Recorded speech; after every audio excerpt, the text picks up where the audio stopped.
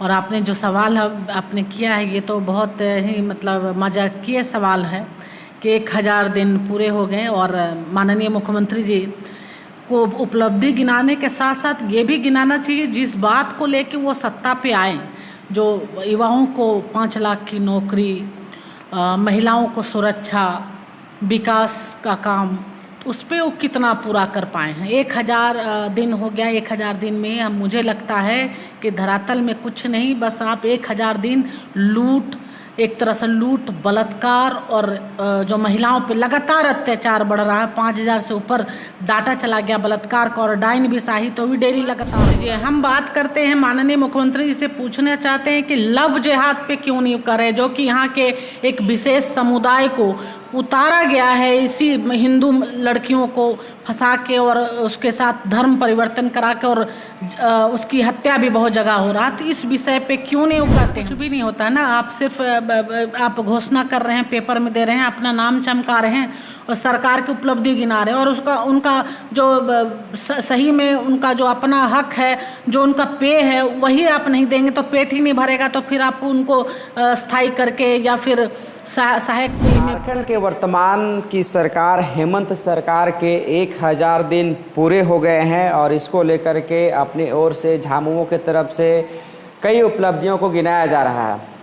लेकिन विपक्ष की क्या भूमिका है इस पूरे 1000 दिन को लेकर के, ये तमाम बातों को बातचीत के लिए हमारे साथ हटिया की पूर्व विधायक उम्मीदवार रही शोभा यादव हमारे साथ है। कई मुद्दों पे बात करेंगे। 1000 दिन जो पूरे हुए हैं मुख्यमंत्री हेमंत सोरेन का, उसको लेकर के क्या कुछ सोच रही है, क्योंकि विपक्ष की भूमिका में है।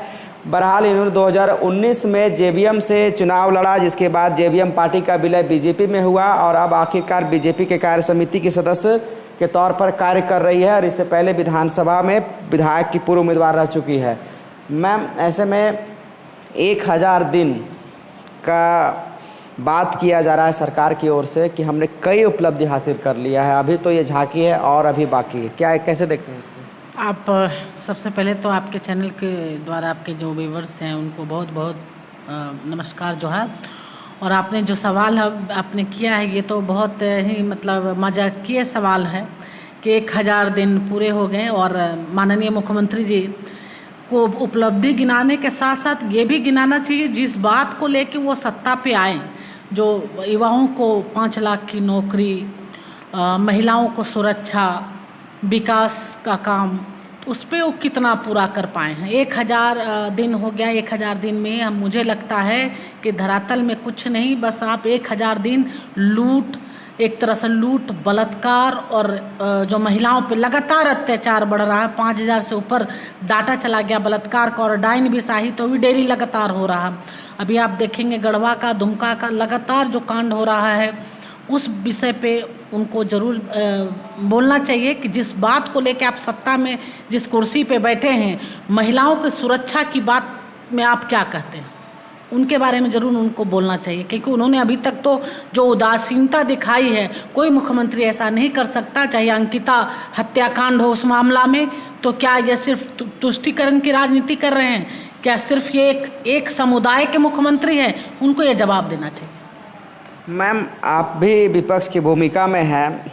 मॉब लिंचिंग घटना हाल में ही हुआ है एक, जिसमें बाकायदा कहा जा रहा है कि किसी मुसलमान की मॉब लिंचिंग हुई है।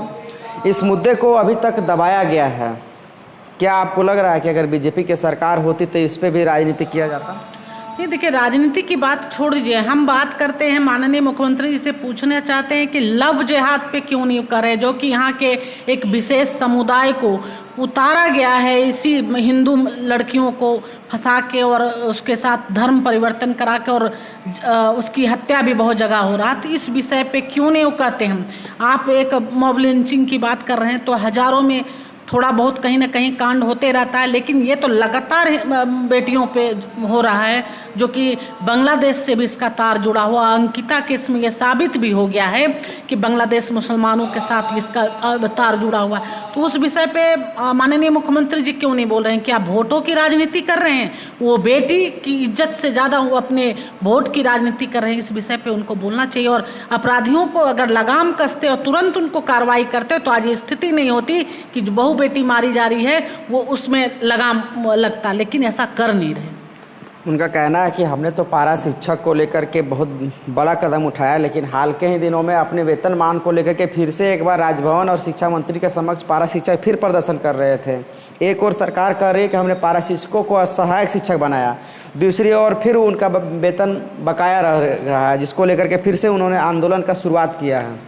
देखिए, खाली पेट तो कुछ भी नहीं होता है ना। आप सिर्फ आप घोषणा कर रहे हैं, पेपर में दे रहे हैं, अपना नाम चमका रहे हैं और सरकार की उपलब्धि गिना रहे हैं और उसका उनका जो सही में उनका जो अपना हक है, जो उनका पे है, वही आप नहीं देंगे तो पेट ही नहीं भरेगा। तो फिर आप उनको स्थायी करके या फिर सहायक में करके क्या फ़ायदा होगा? तो ये हम जानना चाहते हैं कि भाई माननीय मुख्यमंत्री जी को ये तो समझना चाहिए कि जो दिन रात काम कर रहे हैं अपने परिवार का पेट पालने के लिए, तो उनका तो जो वित्त की व्यवस्था जो है उनको तो करना चाहिए था। और अगर मान ले वो जमीन उतर के धरना प्रदर्शन कर रहे हैं तो इसका मतलब है कि उनके साथ भी इन्होंने छल किया। मतलब ये सिर्फ कागज़ों पर है आपके अनुसार? ये सिर्फ कागज़ों पे है। माननीय मुख्यमंत्री जी का एक प्लानिंग है कि आप जितना घोषणा कर सकते हैं कीजिए, लेकिन काम कुछ नहीं करना है। ये सब धरातल में कुछ भी नहीं है। अच्छा, जो अभी जिस तरह से बीच में राजनीतिक गतिविधियाँ हुई है, कई विधायकों को रिजॉर्ट ले जाया गया, उसके साथ ही फिर दोबारा से विशेष सत्र बुलाया गया, एक और 1932 का मुद्दा, कहीं ना कहीं क्या लग रहा है ये तमाम चीज़ें सिर्फ आनंद फानंद में सब कुछ हो रहा है?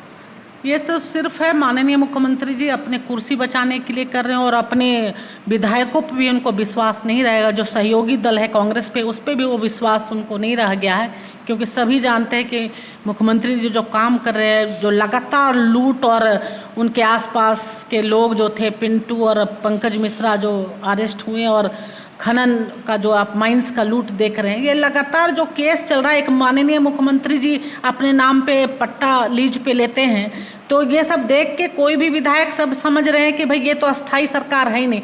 तो वो विधायक भी मन में कुछ चलता होगा, तो इनको डर भय हो कि मेरे विधायक हमको छोड़ के चले जाएंगे, इसलिए विधायकों को एक तरह से अरेस्ट करके ये रखना चाह रहे हैं। लेकिन आप भी समझ सकते हैं राजनीति में संभव नहीं है, ये तो जिधर हवा बहती उधर ही लोग जाते हैं। अच्छा, 5 लाख नौकरी रोजगार को लेकर के अभी भी मुख्यमंत्री ने अपना स्टैंड क्लियर नहीं किया। चुनाव के वक्त उन्होंने कहा था कि 5 लाख हम सरकारी नौकरी देंगे, बाकायदा उन्होंने विधानसभा सत्र में यह कह दिया कि हमने रोज़गार देने की बात कही है। तो अभी तक जब सरकारी नौकरी और रोज़गार में मुख्यमंत्री महोदय के बयान में अंतर देखा जा रहा है, तो क्या लग रहा है आखिरकार 5 लाख सरकारी नौकरी का वादा पूरा होगा? 2 साल के लगभग और बचे हुए हैं अधिक। हाँ, वो पूरा करेंगे, सिर्फ बातों में करेंगे। जिस समय इलेक्शन का समय आएगा उस समय वो बड़ी बड़ी घोषणाएं करेंगे कि 5 लाख नौकरी तो हम लोग ने निकाल दी है और जल्दी ही होने वाला, क्योंकि वोट की राजनीति करना है। यहाँ के युवाओं की कोई चिंता नहीं है, उनको धोखा देना, बेवकूफ़ बनाना, यही काम जेएमएम सरकार कर रही है। जो सहयोगी दल है वो भी साथ में यही चीज़ कर रहे हैं कि यहाँ के युवाओं को धोखा दे रहे हैं और बरगला रहे हैं और उनको कोई चिंता नहीं है। जी मैम, बहुत बहुत शुक्रिया। तो कई चीज़ों को लेकर के हमने इनसे बातचीत किया। बहरहाल जनदूत न्यूज़ देख रहे थे आप।